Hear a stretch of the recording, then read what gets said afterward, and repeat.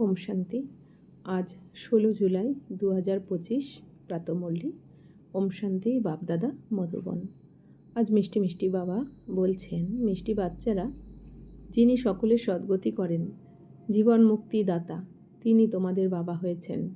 তোমরা হলে তার সন্তান, তবে কতই না নেশা থাকা উচিত। তো বাবা কি বলছেন যে যিনি সকলের সদ্গতি করেন, এই দুনিয়াতে সবাই যাকে খুঁজছে সেই সদ্গতিদাতা, জীবন মুক্তিদাতা, আর তিনিই হলেন কি এখন আমাদের বাবা হয়েছেন। অর্থাৎ যাকে আমরা এতদিন ভগবান মনে করছিলাম, তিনি আমাদের বাবা, আর আমাদের বাবাই সদ্গতি করছেন আর জীবন মুক্তি দাতা, অর্থাৎ স্বর্গে নিয়ে যাচ্ছেন, আমাদের মুক্তি, জীবন মুক্তি দিচ্ছেন। মুক্তি মানে মুক্তিধাম, শান্তিধাম, আর জীবন মুক্তি মানে স্বর্গ, সদ্গতি মানে স্বর্গে নিয়ে যাচ্ছেন আমাদের। তো তোমরা হলে তারই সন্তান। তো আমরা এখন কার সন্তান হয়েছি? পুরো দুনিয়া যাকে খুঁজছে ভগবান বলে মনে করছে, আমরাও যাকে এতদিন ভগবান মনে করতাম, আজ কি জানলাম যে সেই ভগবানই তো হলেন আমাদের আত্মার পিতা, জন্ম জন্মান্তরের পিতা আমাদের, তাই না?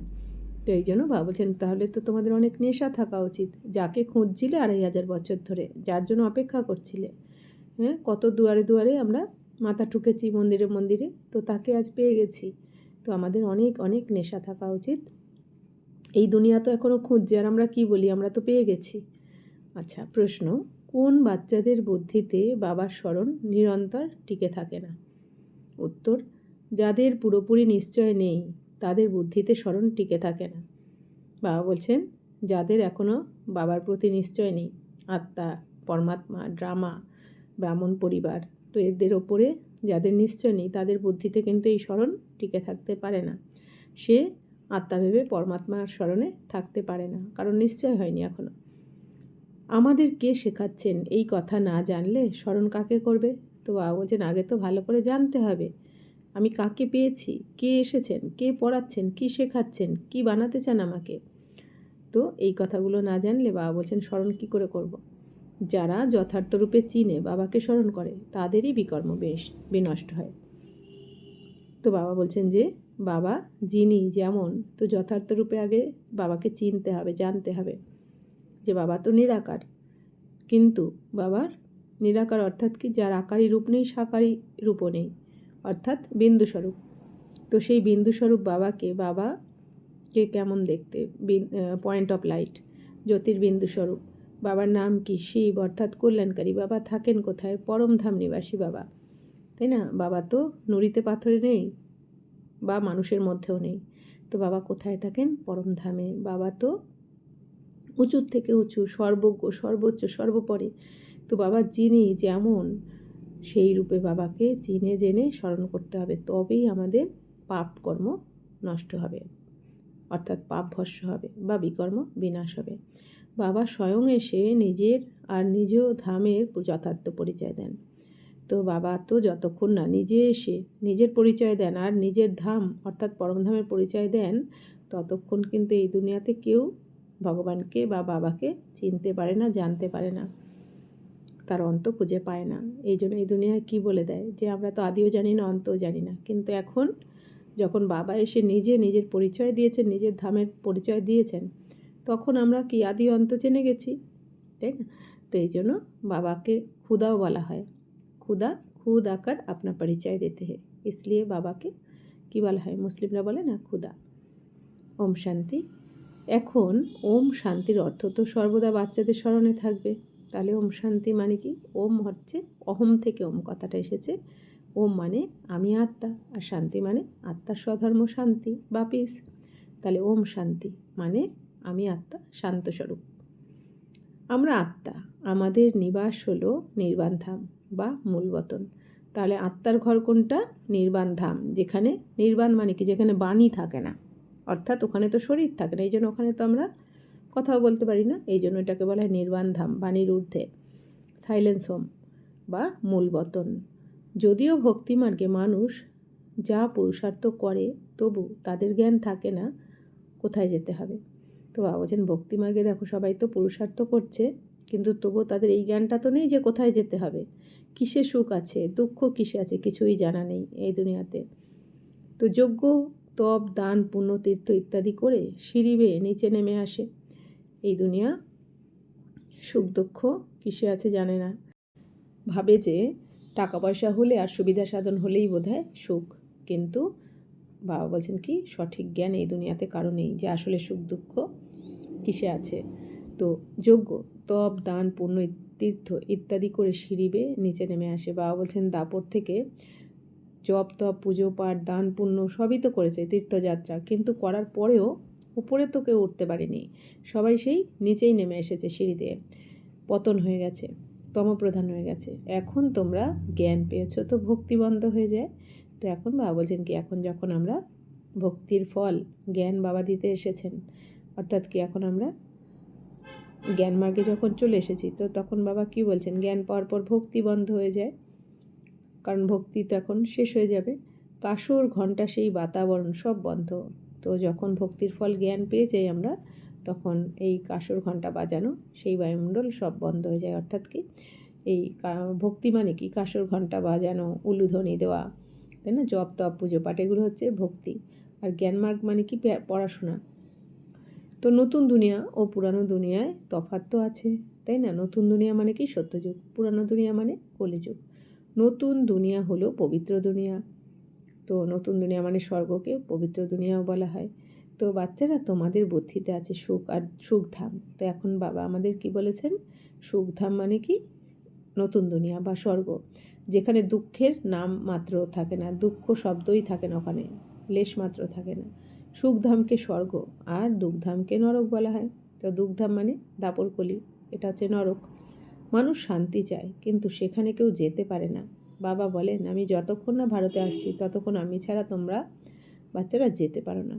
তো এই দুনিয়াতে সবাই শান্তি চায়, মুক্তি চায়, কিন্তু বাবা বলছেন কি, কিন্তু শান্তিধাম কোথায়, মুক্তিধাম কোথায় কেউ জানে না, আর সেখানে কেউ নিজের ইচ্ছায় যেতেও পারে না। যতক্ষণ না বাবা এসে সবাইকে নিয়ে যাচ্ছেন, ভারতে এসে যতক্ষণ না সমস্ত আত্মাকে ফিরিয়ে নিয়ে যান, ততক্ষণ কিন্তু আমরা কেউ নিজের ইচ্ছায় সেখানে যেতে পারি না। তো ভারতেই শিব জয়ন্তী গান করা হয়। তো বাবা বলছেন, ভারতেই তো শিব জয়ন্তী গান রয়েছে, তার মানে কি, কখনো তো এসেছিলেন শিব বাবা, তবেই তো শিব জয়ন্তী পালন করা হয় ভারতে। কিন্তু বাবা বলছেন, এই দুনিয়া জানে না শিব বাবা কবে এসেছেন, কি করতে এসেছেন, কি তার কর্মকর্তব্য, কিছুই জানা নেই। নিরাকার নিশ্চয়ই সাকারে আসবেন, তাই না। তো শরীর ছাড়া আত্মা কিছু করতে পারে কি, শরীর ছাড়া আত্মা তো বিভ্রান্ত হয়ে ঘুরে বেড়ায়, অন্য শরীরে প্রবেশ করে। তো বাবা বলছেন, শিব বাবা তো অজন্মা, তার তো শরীর নেই, কিন্তু বাবা যখন এই দুনিয়াতে আসবেন, বাচ্চাদের কাছে মিলিত হবেন, বাচ্চাদের সাথে বাচ্চাদেরকে জ্ঞান শোনাবেন, সদ্গতি দেবেন, তো বাবারও তো তার জন্য একটা শরীর চাই, সাকার শরীর চাই। তো ওই জন্য বাবা ব্রহ্মা বাবার শরীরকে লোন নিয়েছেন। তো শরীর ছাড়া তো আত্মা কিছুই করতে পারে না। তো বাবা বলছেন, শরীর ছাড়া আত্মা কী হয়, বিভ্রান্ত হয়ে ঘুরে বেড়াতে থাকে, অন্য শরীরে প্রবেশ করে, কেউ ভালো কেউ চঞ্চল হয়, একেবারে পাগল করে দেয়। তো ভালো আত্মাও হয়, আবার চঞ্চল আত্মাও হয়। যদি চঞ্চল আত্মা হয়, বিকারী আত্মা হয়, তো সেই আত্মা যদি কারোর শরীরে প্রবেশ করে, তো বাবা বলছেন কি, পাগল করে দেয়। আত্মার অবশ্যই শরীর চাই। তো আমাদেরও এই অতৃপ্ত আত্মার পাঠ তো শুরু হতে চলেছে আর কয়েক বছরের মধ্যে, অর্থাৎ কি, এক একজনের শরীরে বাবা কি বলেছেন, 5টা 10টা 15টা এরকম অতৃপ্ত আত্মাও প্রবেশ করবে। তাহলে একটা চঞ্চল আত্মা যদি কারো শরীরে প্রবেশ করে, অতৃপ্ত আত্মা বা চঞ্চল, তাহলেই পাগল করে দেয়। তাহলে কারো শরীরে অতগুলো আত্মা প্রবেশ করলে কি হতে পারে। তো এই জন্য বাবা কি বলেছেন, এই দুনিয়া কিন্তু মেন্টাল হসপিটাল হবে। তো তার আগে আমাদের বাবার শ্রীমতে চলে তৈরি হতে হবে, বাবার প্রতি নিশ্চয় রাখতে হবে, এক বল এক ভরসা বাবা, দ্বিতীয় কেউ নয়। তো বাবা বলছে, আত্মার অবশ্যই শরীর চাই। ঠিক তেমনই পরমপিতা পরমাত্মারও শরীর না থাকলে তিনি ভারতে এসে কি করবেন। তো বাবা বলছেন, পরমপিতা পরমাত্মার তো শরীর নেই, কিন্তু ভারতে আসলে বাচ্চাদের কাছে যদি আসতে চান বাবা, বাচ্চাদের যদি জ্ঞান শোনাতে চান, তাহলে তো বাবারও একটা সাধারণ শরীরের দরকার পড়ে। তো পরমাত্মার শরীর না থাকলে তিনি ভারতে এসে কি করবেন। ভারতই হলো অবিনাশী ভূখণ্ড, সত্যযুগে একটি মাত্র ভারতখণ্ড থাকে। তো বাবা বলছেন, ভারত হচ্ছে কিন্তু অবিনাশী ভূখণ্ড, অর্থাৎ এই সমগ্র দুনিয়াতে ভারতখণ্ড কিন্তু কখনো বিনাশ হয় না, বা ভারতখণ্ড জলমগ্ন হয় না। বাকি অন্যান্য খণ্ড কিন্তু জলমগ্ন হবে, কিন্তু ভারতখণ্ড জলমগ্ন হয় না বা বিনাশ হয় না, কারণ ভারতেই তো আমাদের রাজধানী স্থাপন হয়, স্বর্গ রাজধানী। তো সত্যযুগে একটিমাত্র ভারতখণ্ড থাকে। তো বাবা বলছেন কি সত্যযুগে একটাই খণ্ড থাকবে, সেটা হচ্ছে ভারত। সমগ্র বিশ্ব মানেই ভারত। অন্য সব খণ্ডগুলি বিনাশ হয়ে যায়। গায়ন আছে, আদি সনাতন দেবী দেবতা ধর্ম ছিল। এরা যদিও আদি সনাতন হিন্দু ধর্ম বলে দিয়েছে, বাস্তবে প্রথমে কেউ হিন্দু ধর্ম নয়, দেবী দেবতারা ছিলেন। তো বাবা এখন কি বলছেন যে আদি সনাতন দেবী দেবতা ধর্ম তো গায়ন তো রয়েছে, কিন্তু হিন্দুস্তানবাসী হওয়ার জন্য দেবী দেবতারা নিজেদেরকে হিন্দু ধর্ম বলে দিয়েছে। আর বাবা কি বলছেন, ভারত হচ্ছে অবিনাশী খণ্ড, অর্থাৎ ভারতখণ্ডের কিন্তু কখনো বিনাশ হয় না বা জলমগ্ন হয় না। বাকি অন্যান্য খণ্ড জলমগ্ন হয়ে যাবে, বিনাশ হয়ে যাবে। আর সত্যযুগে কিন্তু একমাত্র ভারতখণ্ডই থাকে, যেহেতু ভারতেই স্বর্গ স্থাপন হচ্ছে। তো বাবা বলছেন যে বাস্তবে প্রথমে কেউ হিন্দু নয়, দেবী দেবতারা ছিলেন। তো হিন্দু বলে, তো বাবা বলছেন হিন্দু বলে কোনো ধর্ম হয় না, হিন্দু ধর্মের কোনো স্থাপক নেই, কারণ দেবী দেবতারাই নিজেদেরকে হিন্দুস্তানবাসী হওয়ার জন্য হিন্দু বলে দিয়েছে দাপর থেকে। ইউরোপবাসী নিজেদের খ্রিস্টান বলে, ইউরোপিয়ান ধর্ম তো বলা হয় না, কিন্তু এখানে হিন্দুস্তানবাসীদের হিন্দু বলা হয়েছে। তো কত সুন্দর বাবা উদাহরণ দিয়ে কী বলছেন যে ইউরোপবাসীরা নিজেদেরকে কী বলে, খ্রিস্টান, কারণ ইউরোপিয়ান ধর্ম তো হয় না। আর আমরা হিন্দুস্তানবাসীদের কি হিন্দু বলে দিয়েছি। তো যে দৈবী ধর্ম শ্রেষ্ঠ ছিল, সেই ধর্মটি 84 জন্মে এসে ধর্মভ্রষ্ট হয়েছে। তো বাবা বলছেন এই দেবী দেবতা ধর্মই কিন্তু প্রথম থেকে চলে আসছে। তো যে দৈবী ধর্ম সব থেকে শ্রেষ্ঠ, প্রত্যেক ধর্মের মধ্যে সব থেকে শ্রেষ্ঠ ধর্ম হচ্ছে দেবী দেবতা ধর্ম। আর সেই ধর্ম 84 জন্মে যখন এসে যায়, অন্তিমে সত্যযুগ থেকে শুরু করে কলিযুগ অবধি 84 জন্মর চক্রে যখন এসে যায়, তখন এই ধর্ম কী হয়, ভ্রষ্ট হয়ে যায়। তো বাবা বলছেন যে যারা দেবতা ধর্মের হবে তারাই এখানে আসবে। যদি দৃঢ় নিশ্চয় না থাকে তবে বুঝতে হবে এই ধর্মের নয়। তো বাবা বলছেন কি দেবী দেবতার ধর্মের যদি না হয়, তারা কিন্তু এখানে এসে বসতে পারবে না, তাদের বুদ্ধিতে টাচ করবে না, তারা বুঝবেও না, শুনতেও চাইবে না। আর যাদের দৃঢ় নিশ্চয় যদি না থাকে, বাবা বলছেন তাহলে বুঝতে হবে কি তারা এই ধর্মের নয়। ওই জন্য বাবা বলে কি কোনো প্রশ্ন করবে না, তোমরা সবাইকে পরিচয় দাও, জ্ঞান শোনাও।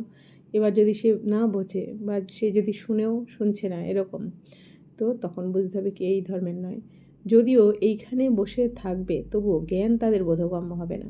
তো বাবা কি বলছেন, যারা এই দেবী দেবতা ধর্মের হবে না, তারা হয়তো এসে এখানে বসেও থাকবে, কিন্তু এই জ্ঞান তারা কিন্তু কিছু বুঝতে পারবে না দেবী দেবতা কুলের না হলে। সেখানে প্রজায় কোনো কম পদমর্যাদা পাবে তারা। তো বাবা বলছেন কি এরা দেবী দেবতা যুগে গেলেও এরা কিন্তু প্রজায় এসে কোনো না কোনো কম পদমর্যাদা পাবে, ছোটোখাটো কোনো পদ পাবে, দাস দাসী চণ্ডাল ইত্যাদি এইসব। তো সবাই চায় সুখ শান্তি, সে তো প্রাপ্ত হয় সত্যযুগে। তো বলছেন সবাই যে সুখ শান্তি চাইছে, সেটা কিন্তু সত্যযুগেই পাওয়া যাবে। এখানে সেই সুখ শান্তি কোথায় নেই। সবাই তো দুঃখধামে যাবে না, সব ধর্ম নিজের নিজের সময় আসে। তো বাবা বলছেন সবাই তো আর দুঃখধামে আসবে না, এত কোটি কোটি আত্মা, কেউ কেউ সুখধামেও যাবে, প্রজাতে যাবে। আর বাবা বলছেন সব ধর্ম নিজের নিজের সময়ে আসে। অনেক ধর্ম আছে, বৃক্ষের বৃদ্ধি হতেই থাকে। তো বাবা বলছেন এই যে সৃষ্টি রূপী কল্পবৃক্ষ, এইতে তো অনেক ধরনের ধর্মই আছে, আর প্রত্যেক ধর্ম যার যার সময় অনুযায়ী আসে।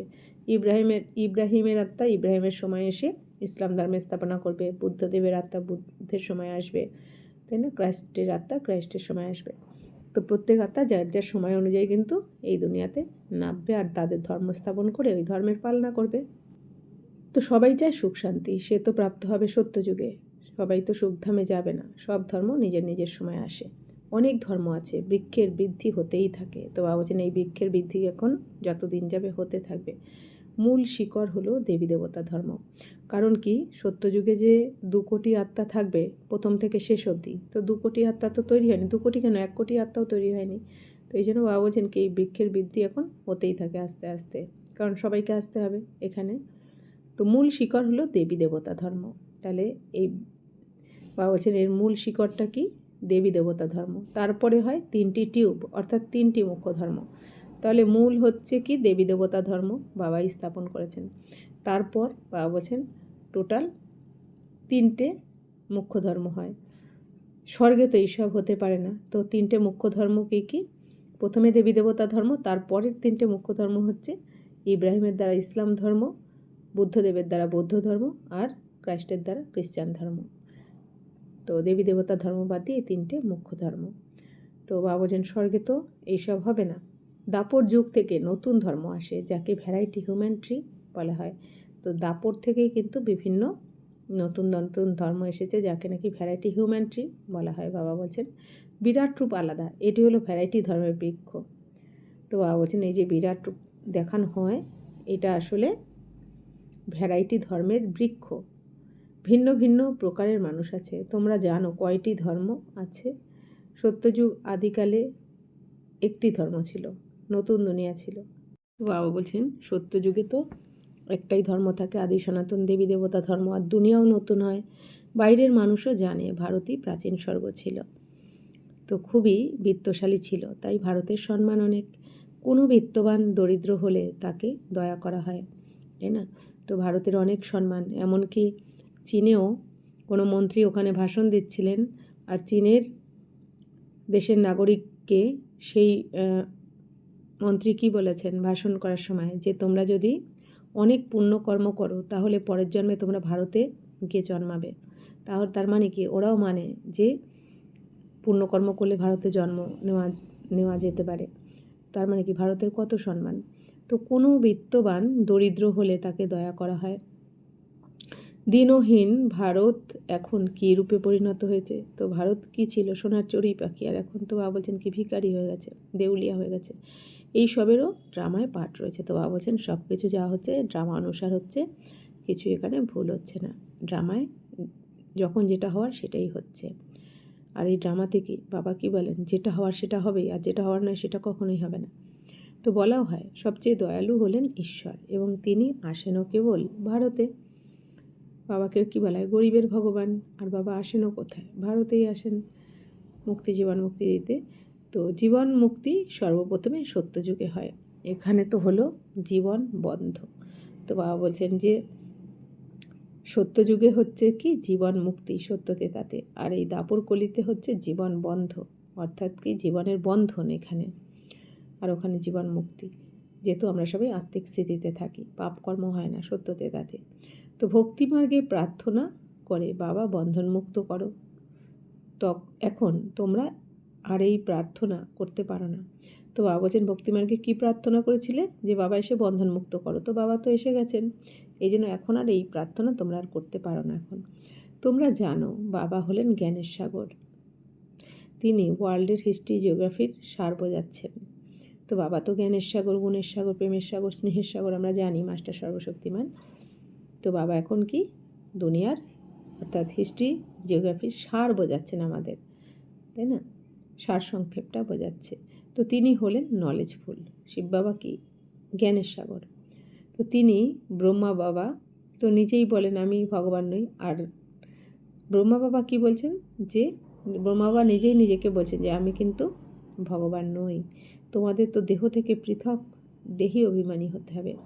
তো কি বলছেন, আমাদের এখন দেহ থেকে ডিট্যাচ হতে হবে মন বুদ্ধির দ্বারা, যে আমি দেহ নই, আমি আত্মা। বারবার এই আত্ম অভিমানী স্থিতিতে টিকতে হবে, কারণ আমাদের পবিত্রতার স্থিতির ওপরই নির্ভর করছে আমরা কে কতটা উঁচু পদ পাবো। তো সম্পূর্ণ দুনিয়াকে, নিজের শরীরকেও ভুলে যেতে হবে। তো বাবা বলছেন কি এখন নিজের শরীরকে এবং সম্পূর্ণ দুনিয়াকে মন বুদ্ধির দ্বারা ভোলার চেষ্টা করতে হবে, নাহলে তো আমরা আমি আমার করতে থাকি। তো বাবা বলছেন এখানে আমি আমার বলে কেউ নেই, তাহলে এখানে আমি যদি থেকে থাকি তো আমি কে? আত্মা। আর আমার কে? একমাত্র পরমপিতা পরমাত্মা। তো আমি আর বাবা দুসরা না কই। তো বাবা বলছেন যে ইনি ভগবান নন, ব্রহ্মা বাবাকে বলা হয় বাপ দাদা। তো ব্রহ্মা বাবা তো ভগবান নন, তো ব্রহ্মা বাবাকে কী বলা হয়? বাপ দাদা। বাপ অর্থাৎ শিব বাবা, আর দাদা মানে ব্রহ্মা বাবার আত্মাকে বলা হয় দাদা। আবার ব্রহ্মা বাবার আত্মা আমাদের একদিক থেকে আত্মার দাদা, যেহেতু আমরা আত্মা ভাই ভাই, এই জন্য ব্রহ্মা বাবার আত্মা একদিকে আমাদের দাদা হয়ে যায়। আবার যেহেতু ব্রহ্মা বাবার মুখের দ্বারা আমাদের অ্যাডপ্ট করেছেন শিব বাবা, এই জন্য সেই সেবার ব্রহ্মা বাবাও আমাদের বাবাও হয়ে যায়। আসলে ব্রহ্মা মানে বড় মা, কিন্তু যেহেতু শরীর পুরুষের আমরা এই জন্য ব্রহ্মা বাবা বলি। তাই বাবা বলছেন যে ব্রহ্মা বাবাকে বলা হয় বাপ দাদা। শিব বাবা হলেন উঁচুর থেকে উঁচুতে, তাই না? শিব বাবার থেকে তো উঁচুতে তো আর কেউ নেই। শিব বাবার না টিচার না গুরু কেউ নেই, শিব বাবাই হচ্ছেন সর্বোচ্চ। তো এই হলো ব্রহ্মা বাবার শরীর, পুরানো শরীর। মহিমা কেবল এক শিব বাবার। তো মহিমা কার করা হয়? শিব বাবার। তার সঙ্গেই যোগযুক্ত হতে হবে, তবেই পবিত্র হবে। কারণ বাবা তো হলেন পবিত্রতার সাগর, তাই না? পবিত্রতার সাগরের কাছে আমরা যদি যেতে চাই, তো আমাদেরও পবিত্রতা ধারণ করতে হবে, না হলে তো বাবাকে আমরা স্পর্শ করতে পারবো না। তো তা না হলে কখনোই পবিত্র হতে পারবে না, এবং শেষ সময় হিসেব নিকেশ মিটিয়ে সাজা ভোগ করে চলে যাবে। তো বাবা বলছেন, এখন থেকে যদি আমরা বাবার শ্রীমতে চড়ে পবিত্র না হই, তাহলে কিন্তু সময় আমাদের আর কখনো সময় দেবে না। তাই বাবা বলছেন, এখন তোমাদের তো দেহ থেকে পৃথক, দেহি অভিমানী হতে হবে। অর্থাৎ আমাদের এখন মন বুদ্ধির দ্বারা এই দেহের সম্পর্ককে কিন্তু আমাদের ভুলে নিজেকে আত্মা মনে করে থাকা উচিত, যে আমি আত্মা আর আমি শরীর নই। আর এই দুনিয়াতে যত আত্মা আছে সবাই পাঠধারী আত্মা, যে যেরকম পাঠ পেয়েছে সে সেইটা প্লে করছে। তো সম্পূর্ণ দুনিয়াকে, নিজের শরীরকেও ভুলে যেতে হবে। তো এখন এই দেহের সম্পূর্ণ দুনিয়াকে মন বুদ্ধির দ্বারা ভুলতে হবে। অর্থাৎ ভুলে যাওয়া মানে কি, এই দুনিয়ার কোনো ব্যক্তি, বস্তু, পদার্থ কোনো কিচ্ছু আমাকে আকর্ষণ করতে পারবে না। তাহলেই বুঝতে হবে যে আমি ভুলেছি। ইনি ভগবান নন, অর্থাৎ ব্রহ্মা বাবা। তো শিব বাবা হলেন উঁচু থেকে উঁচুতে। এ হলো ব্রহ্মা বাবার শরীর, পুরানো শরীর। মহিমা কেবল এক শিব বাবার, তার সঙ্গেই যোগযুক্ত হতে হবে, তবেই পবিত্র হবে। তো আমরা যোগযুক্ত কার সাথে হব? শিব বাবার সাথে। তা না হলে কখনোই পবিত্র হতে পারবে না, এবং শেষ সময় হিসেব নিকেশ মিটিয়ে সাজা ভোগ করে চলে যাবে। তো বাবা বলছেন, এখনও আমরা ভগবানকে পেয়েছি, শিব বাবাকে পেয়েছি, আমরা আত্মার জ্ঞান পেয়েছি, তিন লোকের জ্ঞান পেয়েছি, পরমাত্মার জ্ঞান পেয়েছি, সৃষ্টিচক্রের জ্ঞান পেয়েছি। এখনও যদি আমরা পবিত্র না হই, তাহলে বাবা বলছেন আর কবে হবে? তাহলে তো শেষ সময় হিসেব নিকেশ চুক্ত করে তোমাদের ভোগ করে চলে যেতে হবে। তো ভক্তিমার্গে আমি সেই আমি। তো ভক্তিমার্গে কী বলা হয়েছে? হামসো সোহাম, অর্থাৎ আমি সেই আমি। এই মন্ত্রটি শুনেছ, আমরা আত্মারা পরমপিতা পরমাত্মা, সেই আমরা আত্মা। এই ভুল মন্ত্রটি পরমাত্মার বিপরীত দিকে নিয়ে যায়। তো বাবা বলছেন যে এই দুনিয়া তো বলে দেয় কি, হামসো সোহাম, অর্থাৎ আমরাই ছিলাম দেবী দেবতা, আবার আমরাই হচ্ছি, আমরাই হতে থাকবো। কিন্তু ওরা তো মানে বোঝেনি। তাহলে হামসো সোহাম বা আমি সেই আমি, এর অর্থ হচ্ছে আমরাই দেবী দেবতা ছিলাম, দেবী দেবতা থেকে আমরাই এখন ব্রাহ্মণ হয়েছি, আবার আমরাই দেবী দেবতা হব। অর্থাৎ ব্রাহ্মণ থেকে আমরা দেবী দেবতা, ক্ষত্রিয়, বৈশ্য, শূদ্র, আবার এখন আমরাই ব্রাহ্মণ দেবী দেবতা হতে চলেছি। এই মন্ত্রটি শুনেছ, আমরা আত্মারা পরমপিতা পরমাত্মা, সেই আমরা আত্মা। এই ভুল মন্ত্রটি পরমাত্মার বিপরীত দিকে নিয়ে যায়। তো বাবা বলেন, বাচ্চারা, যে পরমাত্মা সেই আত্মাই আমরা বলাটা একেবারেই ভুল। এই দুনিয়া কি বলে দিয়েছে? আত্মাই পরমাত্মা। তো বাবা বলছেন, এটা তো সম্পূর্ণ ভুল।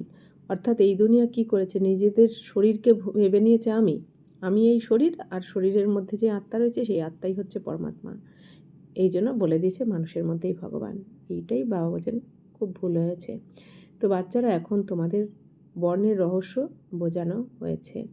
তো আমরা সেই ব্রাহ্মণ, পরে আমরাই দেবতায় পরিণত হওয়ার পুরুষার্থ করি। তো তারপরে আমরা সেই দেবতা হয়ে ক্ষত্রিয় বর্ণে আসব। অর্থাৎ বাবা বলছেন কি, আমরাই এখন ব্রাহ্মণ হয়েছি, আমরাই আবার দেবী দেবতায় পরিণত হওয়ার জন্য এখন পড়াশোনা করছি। আবার আমরাই দেবী দেবতা থেকে ক্ষত্রিয় হব, ক্ষত্রিয় থেকে বৈশ্য, শূদ্র, এইভাবে বাবা বলছেন কি রিপিট হতে থাকে। তো অন্যরা কেউ কি জানে আমরা কিভাবে 84 জন্মগ্রহণ করি, কোন কুলে জন্ম হয়? এগুলো তো এই দুনিয়ার কেউই জানে না। তো তোমরা এখন বুঝেছো আমরা ব্রাহ্মণ, বাবা তো ব্রাহ্মণ নন, তোমরাই এই বর্ণে আসো।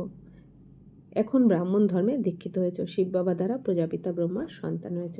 তো বাবা বলছেন, এখন আমরা কি? এখন আমাদের ব্রাহ্মণ জন্ম, অর্থাৎ শিব বাবা ব্রহ্মা বাবার দ্বারা আমাদের অ্যাডপ্ট করেছেন। তো ব্রহ্মা বাবার মুখ বংশাবলী সন্তান এখন আমরা। এই জন্য আমরা, এই জন্মটা হচ্ছে ব্রাহ্মণ জন্ম, দিব্য জন্ম, অলৌকিক জন্ম। তো নিরাকারী জগতের নিবাসী পরে সাকারী দুনিয়ায় পার্ট প্লে করতে আসেন। পার্ট প্লে করতে আসতে হয়। তো বাবা হলেন কি? নিরাকারী জগতের নিবাসী, নিরাকারী ধামের। পরে সাকারী দুনিয়ায় পার্ট প্লে করতে বাবাকেও আসতে হয়।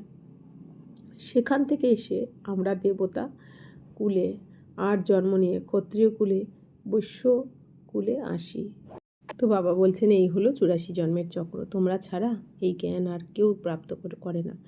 কারণ প্রতিকল্পে আমরা যারা যারা বাবার থেকেই জ্ঞান পাই, পেয়ে থাকি, রাজধানী স্থাপন করে থাকি, আর তারাই কিন্তু এই প্রতিকল্পে, এই কল্পেও বাবার সাথে রাজধানী স্থাপন করছে। তো কেউ রাজা রানী, কেউ প্রজা হবে। Suryavanshi Lakshminarayan the first, second, third 8টি বংশ চলে। তারপরে ক্ষত্রিয় ধর্মেও ফার্স্ট, সেকেন্ড, থার্ড এমনভাবে চলে। তো বাবা আজকে আমাদের খুব সুন্দর রহস্য বোঝাচ্ছেন কি, বাবা বলছেন যে কেউ তো রাজা রানী হবে, কেউ তো প্রজাও হবে সত্যযুগে, কিন্তু ওখানে সবাই সবাইকে সমান সম্মান দেবে। আর বাবা বলছেন যে ওখানে সূর্যবংশী লক্ষ্মীনারায়ণকে, সূর্যবংশী অর্থাৎ সত্যযুগে, তো সত্যযুগে লক্ষ্মীনারায়ণের দুনিয়াতে লক্ষ্মীনারায়ণকে কী বলা হবে? দি ফার্স্ট, দি সেকেন্ড, অর্থাৎ ফার্স্ট লক্ষ্মীনারায়ণ, সেকেন্ড লক্ষ্মীনারায়ণ, যখন প্রত্যেক জন্মে গদিতে বসবে এরকমভাবে বলা হবে। তো বাবা বলছেন আবার এইভাবে 8টি বংশ চলে। তারপর ক্ষত্রিয় ধর্মে যখন চলে আসে এরা রামসীতা হয়ে, তখন তো সবাইকে কী বলা হবে? The first, Ramsita second, third, এইভাবে বাবা বলছেন কি ওইদিকে 8টা বংশ চলবে সত্যযুগে, এদিকে 12টা বংশ চলবে ত্রেতাতে। তো এইসব কথা বাবা বোঝান। যখন জ্ঞানের সাগর আসেন তখন ভক্তি শেষ হয়, তো রাত শেষ হয়ে দিন হয়, সেখানে কোনো রকমের ধাক্কাধাক্কি থাকে না। অর্থাৎ বাবা স্বর্গের কথা বলছেন, থাকে শুধু আরাম, কোনো ঝামেলা নেই। তো সত্যযুগে তো কোনো রকম জোর ঝামেলা, অশান্তি, ডাক্তার, পুলিশ, উকিল কিছুই থাকবে না। ওখানে তো সবাই সুখ শান্তিতে ভরপুর থাকবে। তো বাবা বলছেন যখন জ্ঞানের সাগর আসেন তখন ভক্তি শেষ হয়, রাত শেষ হয়ে দিন হয়, সেখানে কোনো রকম ধাক্কাধাক্কি থাকে না। এও ড্রামায় নির্দিষ্ট আছে, ভক্তির সময়কালেই বাবা আসেন। তো সবাইকে অবশ্যই ফিরে যেতে হবে, তারপরে নামবে নম্বর অনুসারে। অর্থাৎ এখন বিনাশের আগে আমরা যে যত শ্রীমত অনুযায়ী চলবো, যত পার্সেন্ট পবিত্রতা ধারণ করব, সেই অনুযায়ী ঘরে ফিরে যাব। আবার ঘর থেকে এই দুনিয়াতে আসার সময় নম্বর অনুযায়ী ফার্স্ট আত্মা আগে, তারপর সেকেন্ড, থার্ড, এইভাবে করতে করতে একের পর এক আত্মারা এই দুনিয়াতে নম্বর অনুযায়ী নামবে। খ্রাইস্টের আগমন হলে খ্রিস্টান ধর্মের মানুষ আসবে। এখন দেখো খ্রিস্টান অনেক আছে, খ্রাইস্ট হলেন খ্রিস্টান ধর্মের বীজ। তো বাবা কি বলছেন? খ্রাইস্ট হলেন খ্রিস্টান ধর্মের এই বীজ। এই দেবী দেবতা ধর্মের বীজ হলেন পরমপিতা পরমাত্মা শিব। তোমাদের ধর্ম স্থাপন করেন পরমপিতা পরমাত্মা। তোমাদের ব্রাহ্মণ ধর্মে কে এনেছে? বাবা দত্তক নিয়েছেন। অর্থাৎ ব্রাহ্মণ ধর্ম হলো তার চেয়ে ছোট। তো বাবা বলছেন যে ব্রাহ্মণ ধর্ম হচ্ছে সবথেকে ছোট, মাত্র 100 বছরের জন্য হয়, আর সবথেকে কম সংখ্যা হয়। তো ব্রাহ্মণদের শিখা বলা হয়। এই হলো চিহ্ন শিখা, তার নিচে এলে শরীর বৃদ্ধি পায়। বাবা বলছেন শিখা হচ্ছে ব্রাহ্মণদের বোঝানোর জন্য সবথেকে ওপরে যেটা থাকে, টিকি বা শিখা বা চটি যাই বলা হয়। তো বাবা বলছেন যে অর্থাৎ উঁচুর থেকে উঁচু জন্ম ব্রাহ্মণ জন্ম, এটাই বোঝানোর জন্য টিকি দেখানো হয়েছে। আর যত নিচে নামে মানুষ তত কী হয়? অধঃপতনে যায়। তো এই জন্য বাবা বলছেন কি, তো বাবা বলছেন ব্রাহ্মণদের হলো শিখা বা চটি বা টিকি, এটা তো সবসময় ঊর্ধ্বে দেখানো হয় মাথার ওপরে, আর তার নিচে এলে বাবা বলছেন কি শরীর বৃদ্ধি পায়, অর্থাৎ বিকারে চলে যায়। তো এই সব কথা বাবা বসে বোঝান। পিতা যিনি হলেন কল্যাণকারী, তিনি এসে ভারতের কল্যাণ করেন। সবচেয়ে বেশি কল্যাণ তো তোমাদের অর্থাৎ বাচ্চাদের করেন। তো বাবা বলছেন কি শিব কথার অর্থই কল্যাণকারী, তার মানে কি কখনো তো এখানে এসে বাবা কল্যাণ করেছেন, এই জন্যই বাবাকে কল্যাণকারীও বলা হয়। সবচেয়ে বেশি কল্যাণ বাবা বলছেন কি তোমাদের বাচ্চাদের হয়, কারণ বাবা এসে আমাদেরকে এখন স্বর্গে নিয়ে যাচ্ছেন, বাবার সমস্ত সম্পত্তির মালিক বানাচ্ছেন। বাবার কাছে যে জ্ঞানগুণ শক্তি রয়েছে, সেই জ্ঞানগুণ শক্তির মালিক কারা? আমরা। আমাদেরকে কি বলা হয়? বালক মালিক। অর্থাৎ এখন আমরা স্বয়ং ভগবানের সন্তানও হয়েছি, বালকও হয়েছি, বাচ্চা। আবার এরপরে আমরাই বিশ্বের বাদশাহী হচ্ছি। তো এই জন্য বাবা বলছেন তোমাদের মতো কল্যাণ কিন্তু আর কারো হয় না। তোমরা কি থেকে কী রূপে পরিণত হও, তোমরা অমরলোকের মালিক হও। তো বাবা বলছেন কি ছিলে? বাবা যখন আসেন তখন আমরা কড়ি ছিলাম, কড়ি থেকে বাবা আসলেই আমাদের হীরের তুল্য বানান, আর আমরা অমরলোকের মালিক হয়ে যাই বাবা আসলেই। তো বাবা বলছেন যদিও শরীররূপী পোশাক তো বদল করতেই হবে, তাই না? যেমন সর্প নিজের খোলস বদলায়, এখানেও তোমরা এই পুরানো দেহ ত্যাগ করে নতুন দুনিয়ায় নতুন দেহ ধারণ করবে। তো বাবা বলছেন সাপের খোলসের সাথে উদাহরণ দিয়েছেন যে আমরাও কি করি, সাপ যেমন খোলস বদলায়, তাই না, শরীর ওইটাই থাকে, খালি ওপরের খোলসটা বদলায়। তো তেমনি বাবাও কি বলছেন, আমরা আত্মারা তো অজর অমর অবিনাশী, কিন্তু আত্মার যে শরীরটা পরে পার্ট প্লে করছে, এই শরীরটা আমরা বদলে নতুন শরীর নিয়ে নেব। এই জন্য বাবা সাপের উদাহরণ দিচ্ছে। এখানেও তোমরা এই পুরানো দেহ ত্যাগ করে নতুন দুনিয়ায় নতুন দেহ ধারণ করবে। তো সত্যযুগকে বলা হয় গার্ডেন অফ ফ্লাওয়ার্স। তো সত্যযুগকে কী বলা হয়? ফুলের বাগান। কখনো কোনো কুবচন সেখানে বলা হয় না। এখানে তো হলো কুসঙ্গ, মায়ার সঙ্গ এইখানে, তাই এর নাম ঘোর নরক। তো স্থান পুরানো হয়ে গেলে, অর্থাৎ বাড়ি পুরানো হয়ে গেলে মিউনিসিপ্যালিটি থেকে লোক এসে খালি করায়। তো বাবাও কি বলছেন, বাবাও বলেন যখন দুনিয়া পুরানো হয় তখন বাবা আসেন, এসে বাবাও দুনিয়া খালি করে দেন। এখন পুরনো দুনিয়ার বিনাশ করে নতুন দেবী দেবতাদেরকে বাবা এখানে আনেন, দৈবী দুনিয়া স্থাপন করে। তো জ্ঞানের দ্বারাই সদ্গতি হয়ে যায়। তো ভক্তিমার্গেও কী বলা হচ্ছে, ভক্তির ফল তো ভগবান দেন, আর জ্ঞানের দ্বারাই সদ্গতি, এই দুটো কথাই বলা হয়েছে। তো ভক্তির ফল দিতেও ভগবান এসেছেন, আর জ্ঞান দিয়ে আমাদের সদ্গতিও করছেন। তো রাজযোগ শেখানো হয়, আর রাজযোগও ভগবান ছাড়া কিন্তু কেউ শেখাতে পারে না। তো সেই রাজযোগের জ্ঞান এখন ভগবান আমাদের শেখাচ্ছেন। ভক্তিতে কিছুই নেই, হ্যাঁ, যদিও দান পুণ্য ইত্যাদি করলে অল্পকালের জন্য সুখ পাওয়া যায়। তো সন্ন্যাসীরা রাজাদের বৈরাগ্য প্রদান করেন।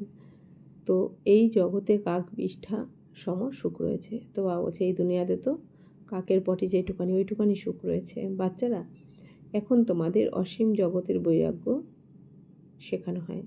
এখন বাবা কী শেখাচ্ছেন, এই দুনিয়া তো সীমিত জগতের শান্ত সন্ন্যাসীরা কী করে খায়, শুধু ঘর বাড়ি ছেড়ে, ঘর বাড়ি বাচ্চা বউ বাচ্চা ছেড়ে ওরা জঙ্গলে চলে যায় বা গুহাতে চলে যেত আগে।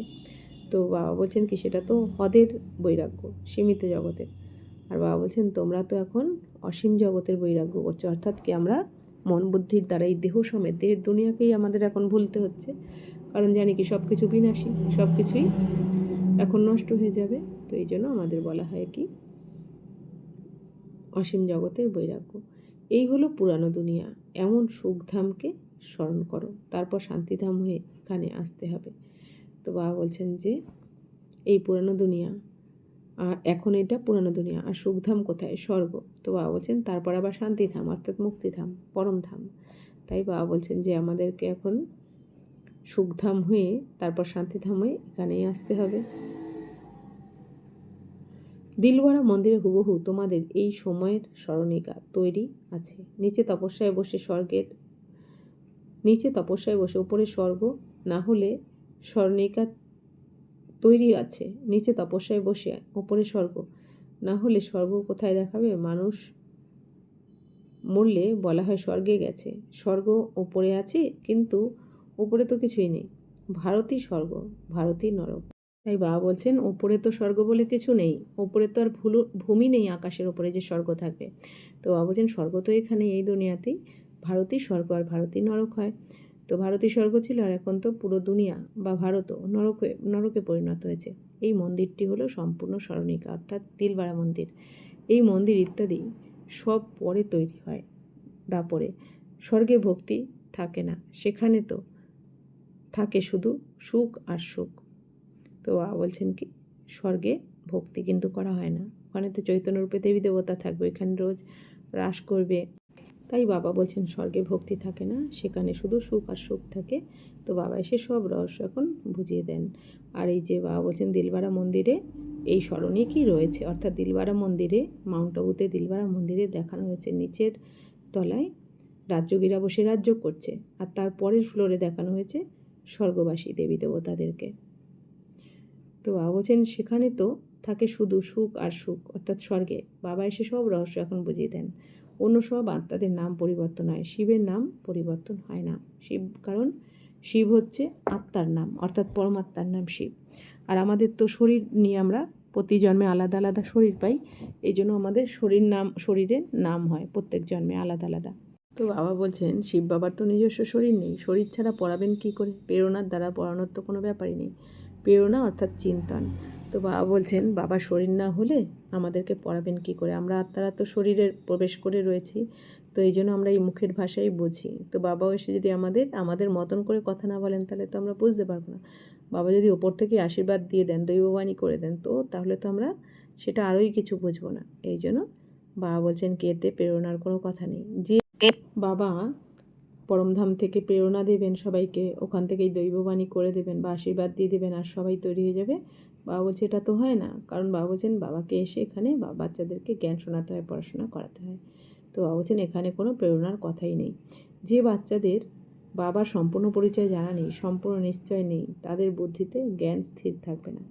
তো বলছেন বাবা যে বাচ্চারা ভোলেন বাবাকে, শিব বাবাকে ভালো করে চিনতে পারবে না, জানতে পারবে না, সম্পূর্ণ পরিচয় জানবে না, সম্পূর্ণ নিশ্চয় থাকবে না, তারা কিন্তু শিব বাবার স্মরণে তাদের বুদ্ধি কিন্তু স্থির থাকবে না, এইটা বাবা বলছেন। বাবা বলেন আমাকেও প্রকৃতির আধার নিতে হয়, না হলে তোমাদেরকে সৃষ্টি চক্রের রহস্য কী করে শোনাবো। তো বাবাও কি বলেন, বাবার যেহেতু শরীর নেই, বাবার তো একটা শরীর দরকার আমাদের পড়ানোর জন্য, আমাদের জ্ঞান শোনানোর জন্য। এই জন্য ব্রহ্মা বাবার শরীরকেই তিনি লোন নেন। তো ব্রহ্মা বাবার শরীরে প্রবেশ করে শিব বাবা আমাদেরকে সমগ্র সৃষ্টিচক্রের রহস্য বুঝিয়ে বলেন। এই হলো রুহানি নলেজ, অর্থাৎ আত্মিক নলেজ, অর্থাৎ আত্মিক জ্ঞান, অর্থাৎ আধ্যাত্মিক জ্ঞান। আত্মাদেরই এই নলেজ প্রাপ্ত হয়। এই নলেজ একমাত্র বাবাই প্রদান করেন। সুতরাং পুনর্জন্ম তো নিতেই হয়। সব আত্মারূপী অ্যাক্টরদের নিজের নিজের পাঠ রয়েছে। নির্বাণ ধামে কেউ যেতে পারে না, কারো মুখ খোলা হয় না। তো বাবা এখন কি বলছেন যে এই নলেজ তো এখন বাবাই দিচ্ছেন, কারণ বাবাই জ্ঞানের সাগর। আর পুনর্জন্ম বাবা বলছেন এ তো নিতেই হবে। 84 জন্মের পাঠ তো হুবহু রিপিট হতেই থাকে, অগণিত বার ধরে হয়ে আসছে আর হতেও থাকবে।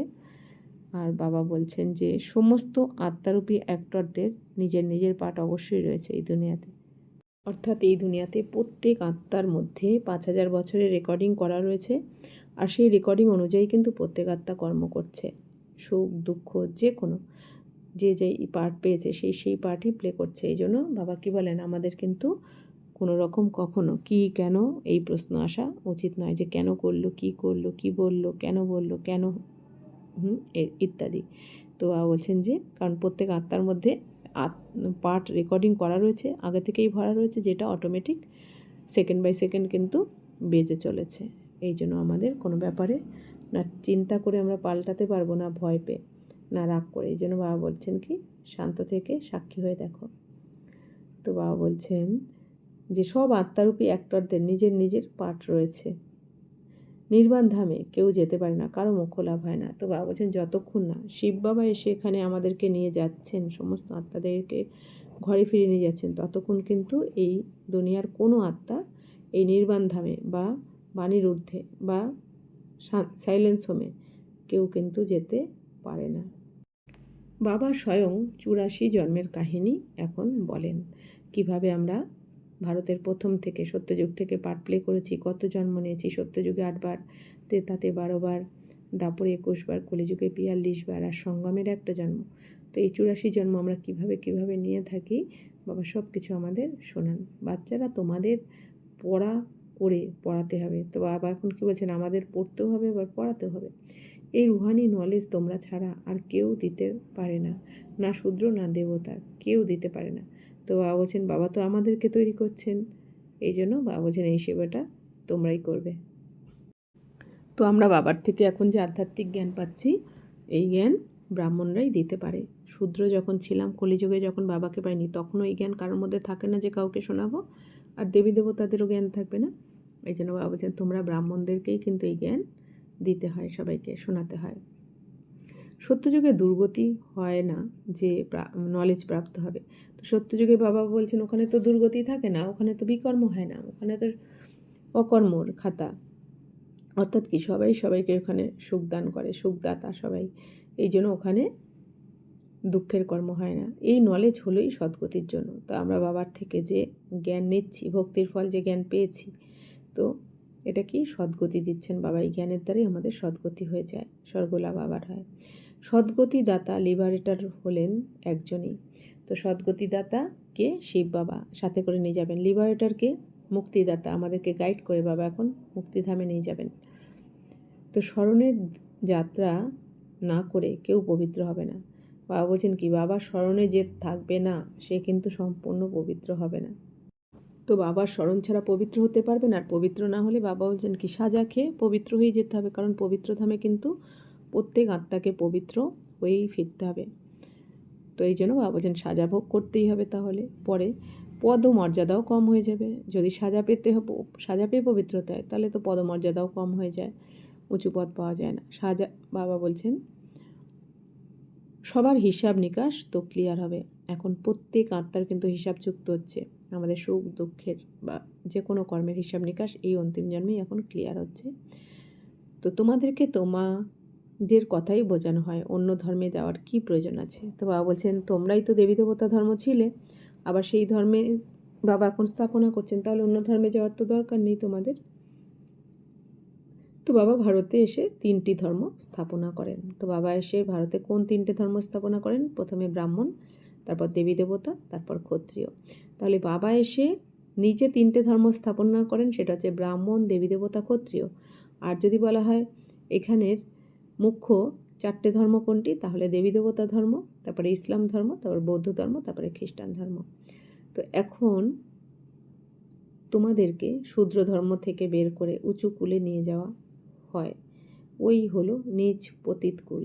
এখন পবিত্র করার জন্য তোমরা ব্রাহ্মণরা নিমিত্ত হও, একেই রুদ্র জ্ঞানযজ্ঞ বলা হয়।